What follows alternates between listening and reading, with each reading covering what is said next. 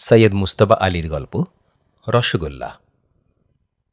চুঙ্গিঘর কথাটা বাংলা ভাষাতেও কখনো খুব বেশি চালু ছিল না বলে আজকের দিনে অধিকাংশ বাঙালি যদি সেটা ভুলে গিয়ে থাকে, তবে তাই নিয়ে মর্মাহত হবার কোনো কারণ নেই। ইংরেজিতে একে বলে কাস্টম হাউস, ফরাসিতে দুয়ান, জার্মানে সালামট, ফার্সিতে গুমরুক ইত্যাদি।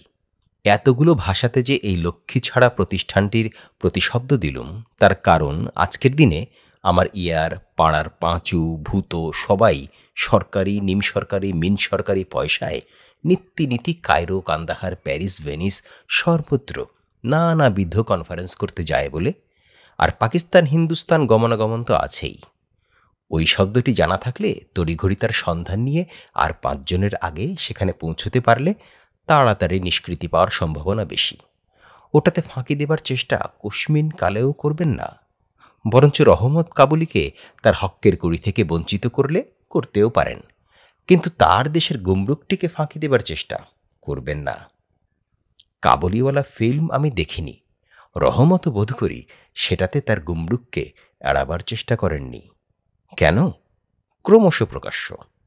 ডাক্তার, উকিল, কসাই, ডাকাত, সম্পাদক এবং সম্পাদকরা বলবেন লেখক, এদের মধ্যে সকলের প্রথম কার জন্মগ্রহণ হয় সে কথা বলা শক্ত। যারই হোক, তিনি যে চুঙ্গিঘরের চেয়ে প্রাচীন নন সে বিষয়ে আমার মনে কোনো সন্দেহ নেই। মানুষে মানুষে লেনদেন নিশ্চয়ই সৃষ্টির সঙ্গে সঙ্গে শুরু হয়েছিল, এবং সেই মুহূর্তেই তৃতীয় ব্যক্তি বলে উঠল, আমার ট্যাক্সটা ভুলো না কিন্তু।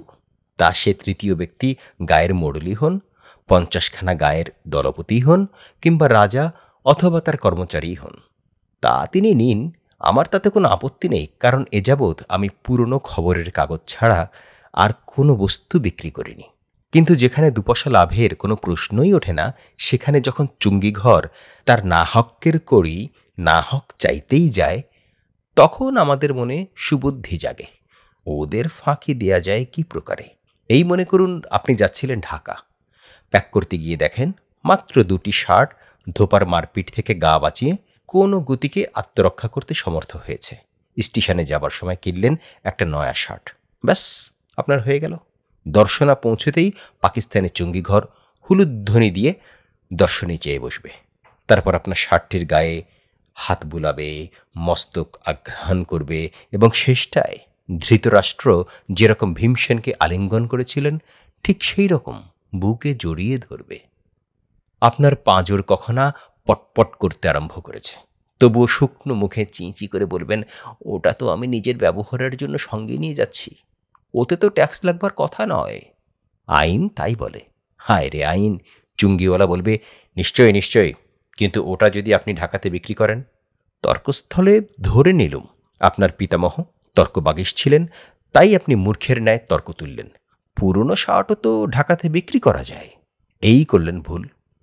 তর্কে জিতলেই যদি সংসারে জিত হতো, তবে সক্রেটিসকে বিষ খেতে হতো না, যিশুকে ক্রুশের উপরে শিব হতে হতো না। চুঙ্গিওয়ালা জানে জীবনের প্রধান আইন, চুপ করে থাক। তর্ক করার বদ অভ্যাসটি ভালো না, এক্কেবারেই না হয় ওতে বুদ্ধিশক্তির চালনা। কি যেন এক অজানার ধ্যানে দীর্ঘ এয়ারস্ট্রিপের পশ্চাত্যের সুদূর দিকচক্রবালের দিকে তাকিয়ে বলবে, তা পারেন। তারপর কাগজ পেন্সিল নিয়ে কি সব টরেটক্কা করবে, তারপর বলবে 15 টাকা। আপনার মনের অবস্থা আপনিই তখন জানেন, আমি আর তার কি বয়ান দেব। ব্যাপারটা যখন আপনার সম্পূর্ণ হৃদয়ঙ্গম হলো, তখন আপনি ক্ষীণতম কণ্ঠে বললেন, কিন্তু ওই শার্টটার দামই তো মাত্র 4 টাকা। টুঙ্গিওয়ালা একখানা হলদে কাগজে চোখ বুলিয়ে নেবে। আপনি এটাতে দরখাস্ত করেছিলেন এবং নতুন শার্টটার উল্লেখ করেননি। চুঙ্গিওয়ালার কাছে তার সরল অর্থ, আপনি একটা স্মাগল করে নিয়ে যাচ্ছিলেন, পাচার করতে চেয়েছিলেন। হাতে নাতে বেআইনি কর্ম করতে গিয়ে ধরা পড়লে তার জরিমানা 10 টাকা, জেলও হতে পারত। আফিং কিংবা কোকেন হলে এ যাত্রা বেঁচে গেছেন। সেই হলদে কাগজখানা অধ্যয়ন করে কোনো লাভ নেই, কারণ তার প্রথম প্রশ্ন ছিল, আপনার জন্মের সময় যে কাঁচি দিয়ে নাড়ি কাটা হয়েছিল তার সাইজ কত? এবং শেষ প্রশ্ন, আপনার মৃত্যুর সন ও তারিখ কি? আপনি তখন শার্টটির মায়া ত্যাগ করে ঈষৎ অভিমান ভরে বললেন, তাহলে ওটা আপনারা রেখে দিন। কিন্তু ওইটি হবার জো নেই। আপনি ঘড়ি চুরি করে পেয়েছিলেন 3 মাসের জেল। ঘড়ি ফেরত দিতেই তো আর হাকিম আপনাকে ছেড়ে দেবে না। শার্ট ফেরত দিতে চাইলেও রেহাই নেই। তখন শার্টটা চড়বে নিলামে। 1 টাকা পেলে আপনি মহাভাগ্যবান। জরিমানাটার অবশ্য নড়নচড়ন হলো না। ঢাকা থেকে ফিরে আসবার সময় ভারতীয় চুঙ্গিওয়ালা দেখে ফেললে আপনার নতুন পেলিকান ফাউন্টেন পেনটি। কাহিনীর পুনরাবৃত্তি করে লাভ নেই। আপনি ভাবলেন ভারত এবং পাকিস্তান উভয়েই এ কর্মে নূতন, তাই প্যাসেঞ্জারকে খামোখা হয়রান করে। বিলেতে ফিলেতে বোধহয় চুঙ্গিঘর টুঙ্গিঘর ট্যুরিস্টদের নিছক মনোরঞ্জনার্থে। তবে শুনুন, আমার এক বন্ধু প্রায়ই ইউরোপ আমেরিকা যান। এতই বেশি যাওয়া আসা করেন যে তার সঙ্গে কোথাও দেখা হলে বলবার উপায় নেই তিনি বিদেশে যাচ্ছেন না ফিরে আসছেন। এই যেরকম ঢাকার কুট্টি গারোয়ান এক ভদ্রলোককে ভি শেপের গেঞ্জি উল্টো করে পরে যেতে দেখে জিজ্ঞেস করেছিল, কর্তা আইতেছেন না যাইতেছেন? তিনি নেমেছেন ইতালির ভেনিস বন্দরে জাহাজ থেকে, ঝান্ডু ব্যবসায়ী লোক। তাই চুঙ্গিঘরের সেই হলদে কাগজখানার যাবতীয় প্রশ্নের সদুত্তর দিয়ে শেষটায় লিখেছেন 1 টিন ভ্যাকুয়াম প্যাকড ভারতীয় মিষ্টান্ন, মূল্য 10 টাকা। অস্কার ওয়াইল্ড যখন মার্কিন মূল্যকে বেড়াতে গিয়েছিলেন তখন চুঙ্গিঘর 5 জনের মতো তাকেও শুধিয়েছিল। Anything to declare? তিনি আঙ্গুল দিয়ে তার মগজের বাক্সটি বার কয়েক ট্যাপ করে উত্তর দিয়েছিলেন, মাই জিনিয়াস। আমার পরিচিতদের ভিতর ওই ঝান্ডুদাই একমাত্র লোক যিনি মাথা তো ট্যাপ করতে পারতেনই, সঙ্গে সঙ্গে হাড়টা ট্যাপ করলেও কেউ কোনো আপত্তি করতে পারত না। জাহাজখানা ছিল বিরাট সাইজের। ঝান্ডুদার বপুটি সচক্ষে দেখেছেন যারা, তারাই আমার কথায় সায় দেবেন যে তাকে ভাসিয়ে রাখা যে সে জাহাজের কর্ম নয়। তাই সেদিন চুঙ্গিঘরে লেগে গিয়েছিল Mohun Bagan versus film star team ম্যাচের ভিড়। ঝান্ডুদা দাঁড়িয়ে দাঁড়িয়ে ক্লান্ত হয়ে পড়লেন। হঠাৎ মনে পড়ল, ইতালের কিয়াস্তি জিনিসটি বড়ই সরেস এবং সরস। চুঙ্গিঘরের কাঠের খোঁয়াড়ের মুখে দাঁড়িয়েছিল এক পাহারাওয়ালা।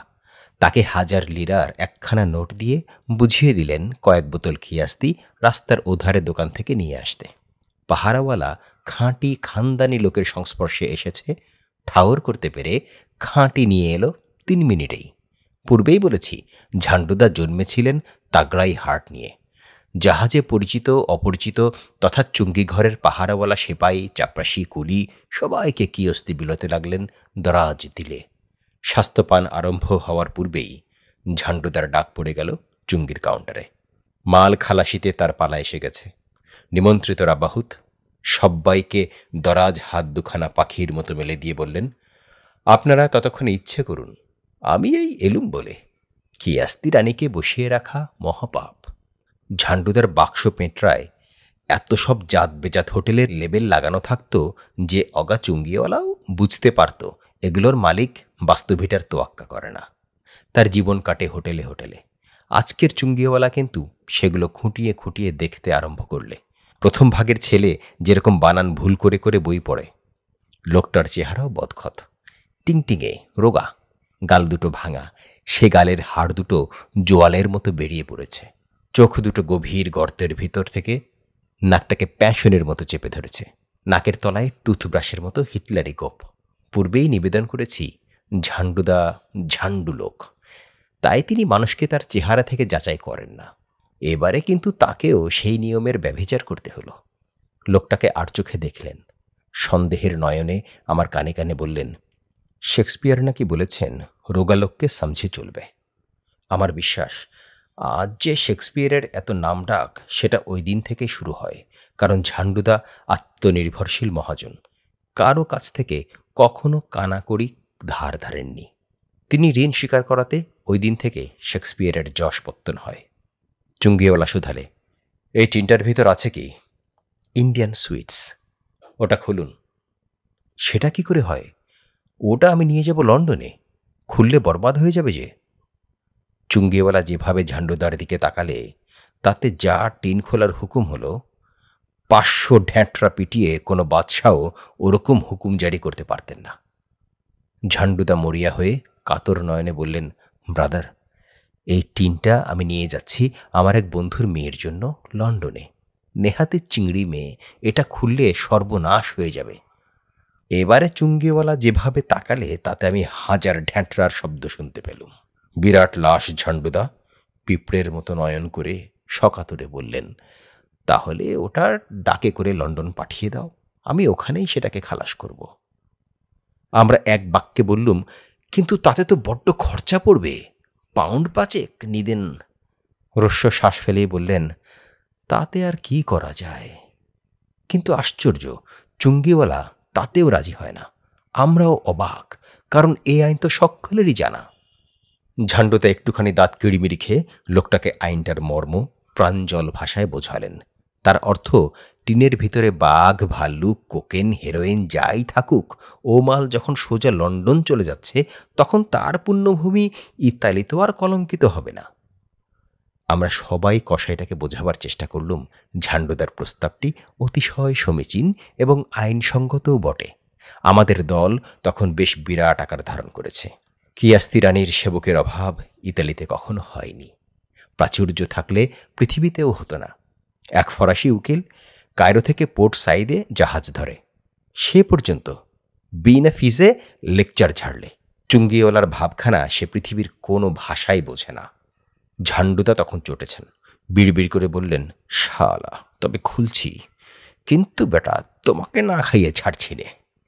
তারপর ইংরেজিতে বললেন, কিন্তু তোমাকে ওটা নিজে খেয়ে পরখ করে দেখতে হবে ওটা সত্যি ইন্ডিয়ান সুইটস কিনা।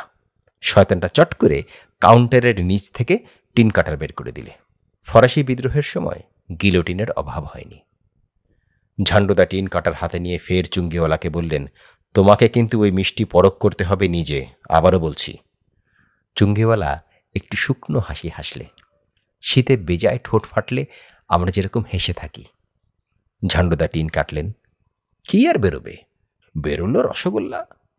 বিয়ে শাদিতে ঝান্ডুদা ভুরি ভুরি রসগোল্লা সহস্তে বিতরণ করেছেন। ব্রাহ্মণ সন্তানও বটেন।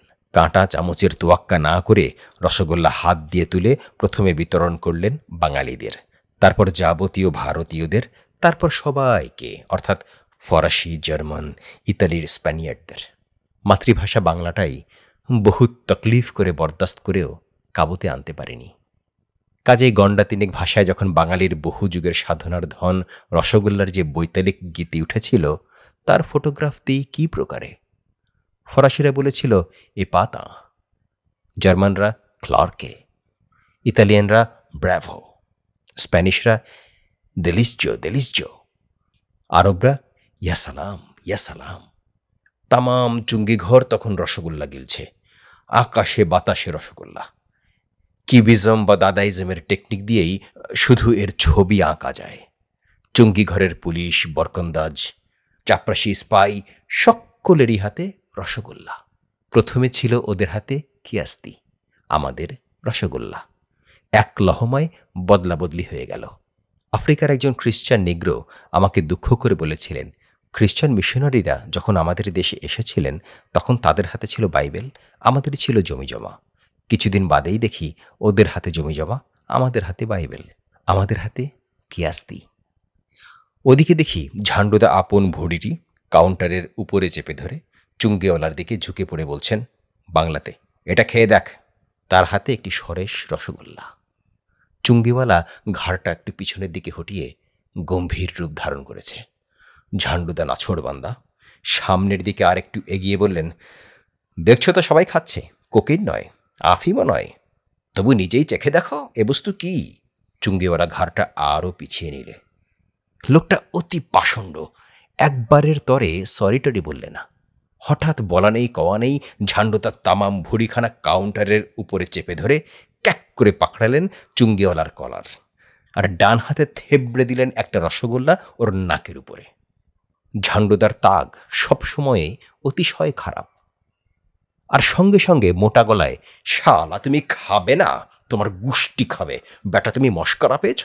পই পই করে বললুম রসগোল্লাগুলো নষ্ট হয়ে যাবে, চিংড়িরা বড্ড নিরাশ হবে, তা তুমি শুনবে না। আরও কত কি। ততক্ষণে কিন্তু তাবৎ চুঙ্গিঘরে লেগে গিয়েছে ধুন্দুমার। চুঙ্গিওয়ালার গলা থেকে যেটুকু মিহি আওয়াজ বেরোচ্ছে তার থেকে বোঝা যাচ্ছে সে পরিত্রাণের জন্য চাপরাশি থেকে আরম্ভ করে ইলদুচে মুসলিনি, মাঝখানে যত সব consul, legation, minister, ambassador, plenipotentiary কারোরই দোহাই কাটতে কসুর করছে না। মেরি মাতা, হোলি জিজাস, পোপ ঠাকুর তো বটেনি, আর চিৎকার চেঁচামেচি হবেই বা না কেন? এ যে রীতিমতো বেআইনি কর্ম। সরকারি চাকুরিকে তার কর্তব্যকর্ম সমাধান বিঘ্ন উৎপাদক করে তাকে 3.5 মণি লাশ দিয়ে চেপে ধরে রসগোল্লা খাওয়াবার চেষ্টা করুন, আর সেঁকো খাওয়াবারই চেষ্টা করুন। কর্মটির জন্য আকছারি জেলে যেতে হয়।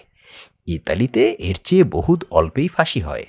ঝান্ডুদার কোমর জাবড়ে ধরে আমরা জন 5 তাকে কাউন্টার থেকে টেনে নামাবার চেষ্টা করছি। তিনি পর্দার পর পর্দা চড়াচ্ছেন। খাবিনি? ও পরান আমার, খাবিনি বেটা? চুঙ্গিওয়ালা ক্ষীণ কণ্ঠে পুলিশকে ডাকছে। আওয়াজ শুনে মনে হচ্ছে আমার মাতৃভূমি সোনার দেশ ভারতবর্ষের ট্রাঙ্কলে যেন কথা শুনছি। কিন্তু কোথায় পুলিশ?